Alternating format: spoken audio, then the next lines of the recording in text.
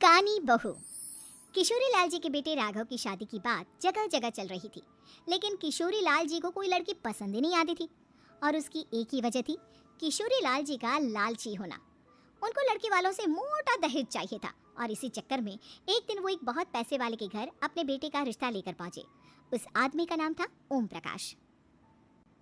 देखिए किशोरी लाल जी, मेरी एक ही बेटी है और मेरी सारी संपत्ति जायदाद सब कुछ मेरी बेटी नैना का ही है। पापा, नाम से लगता है बहुत खूबसूरत होगी। कितना अच्छा नाम है ना, नैना। ओ वैसे बात तो सही है आपकी। अब इतना पैसा है, ज़मीन जायदाद है, इकलौती बेटी, आप भी क्या करेंगे? सब कुछ उसे ही देंगे ना। बिल्कुल ठीक पहचाना आपने। बस बेटी की शादी और सारी जायदाद उसके नाम। पापा, बिना देखे हाँ कर दीजिए ना, इतना अच्छा रिश्ता फिर कहाँ मिलेगा, माला माल हो जाएंगे हम। मैं अपनी बेटी को बुलाता हूँ। अरे नहीं नहीं नहीं नहीं, आपकी बेटी का नाम नैना है, सुनकर ही लगता है बहुत सुंदर होगी। रहने दीजिए अंकल, मैं तो आपकी बेटी के नाम से इतना खुश हो गया हूँ कि उसे बिना देखे शादी करने को तैयार हूँ। अब तो मैं उसका चेहरा सीधे शादी के बाद ही देखूंगा। और इस तरह राघव नैना का चेहरा नहीं देखता और उससे शादी कर लेता है। शादी के बाद अपनी सुहाग रात पर जब राघव नैना का घूंघट उठाकर देखता है तो नैना की आंखें बंद थी। कितनी खूबसूरत हो तुम नैना, जरा अपनी आंखें खोलकर मेरी तरफ देखो तो सही। नहीं, मुझे शर्म आती है। अरे मैंने तुम्हें शादी से पहले भी नहीं देखा, और अब अगर तुम आंखें खोलकर मुझे देखोगी भी नहीं तो मुझे अच्छा कैसे लगेगा? इससे पहले कि नैना अपनी आंखें खोलकर राघव की तरफ देखती, अचानक से लाइट चली गई और राघव नैना को पूरी तरह से देख भी नहीं पाया। अगली सुबह नैना राघव के लिए नाश्ता बनाकर लेकर आई। अरे ये क्या, आधा पराठा सेका हुआ है और आधा बिल्कुल कच्चा। ये तुमने क्या किया नैना?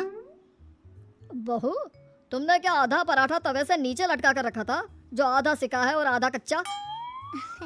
मुझे जितना दिखेगा उतना ही तो सीखूंगी ना पापा जी। जहाँ जहाँ मुझे नजर आ रहा था वहाँ मैंने सीख लिया, जहाँ जहाँ नहीं दिखा वहाँ कच्चा रह गया होगा। इसका क्या मतलब है? ये कैसा मजाक कर रही है तुम? अरे बहू, तुमने इतना लंबा घूंघट क्यों लगाया हुआ है? देखो, हमारे घर में बहुओं को बेटी की तरह रखा जाता है, और फिर तुम तो इतना सारा माल लेकर आई हो। देखो, ये घूंघट डाल कर रखने की कोई ज़रूरत नहीं है। हाँ नैना, पापा जी ठीक कह रहे हैं, तुम तो आराम से रहो, अपना ही घर समझो। नैना अचानक से अपना घूंघट उठा लेती है। अरे ये क्या पापा, नैना की तो एक आंख फूटी हुई है। नाम से नैना, लेकिन ये तो कानी बहू निकली। मेरे साथ धोखा हुआ है, धोखा। बिना दिखाए अपनी कानी लड़की मेरे संग ब्याह दी। मुझे कानी बीवी नहीं चाहिए। मुझे अभी ओम प्रकाश जी से बात करनी पड़ेगी। आखिर उन्होंने मेरे साथ ऐसा किया क्यों? अरे, आप लोगों ने ही तो पापा से कहा था कि आप लोग शादी से पहले मुझे देखना नहीं चाहते। अब मेरे पापा पर क्यों इल्जाम लगा रहे हैं? अरे लेकिन उन्हें बताना तो चाहिए था ना कि तुम कानी हो, एक आंख से तुम्हें दिखाई नहीं देता।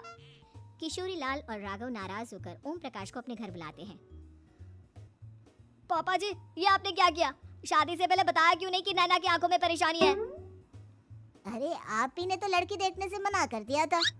और लेकिन आप बता तो सकते थे। आपको तो हमारी बेटी की प्रॉपर्टी चाहिए थी, वो भी पूरी की पूरी। अब क्या हुआ अगर उसे आधा दिखाई देता है? प्रॉपर्टी तो आपको पूरी मिल गई ना। और ये क्या बात हुई? मेरी शादी प्रॉपर्टी से नहीं, आपकी बेटी से हुई है।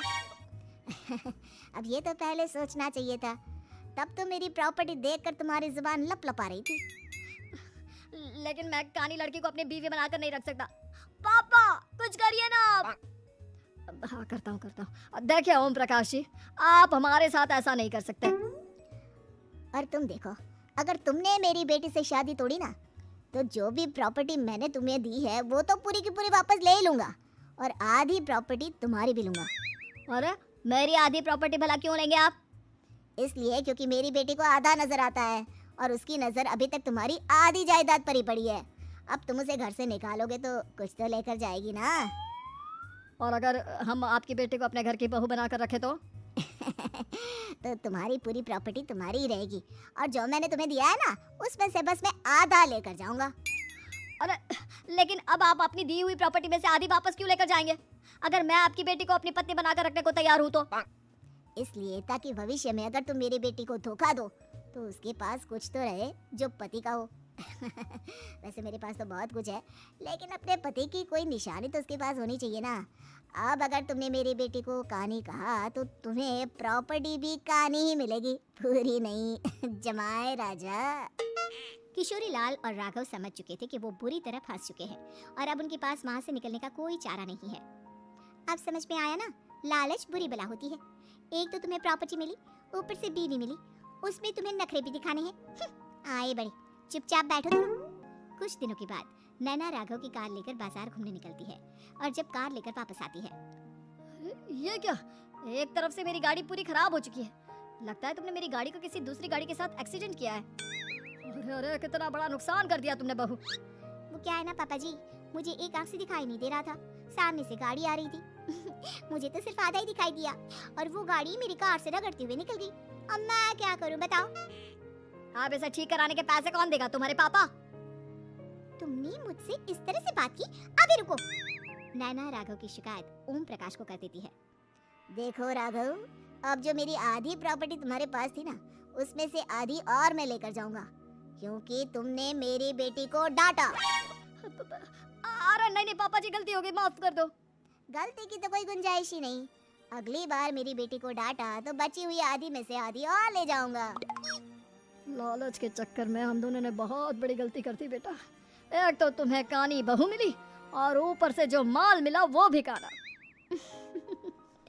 इस तरह राघव की हर एक गलती पर ओम प्रकाश उसकी प्रॉपर्टी का आधा आधा हिस्सा लेकर अपना सारा माल वापस ले गया और राघव को कानी बीवी से काम चलाना पड़ा।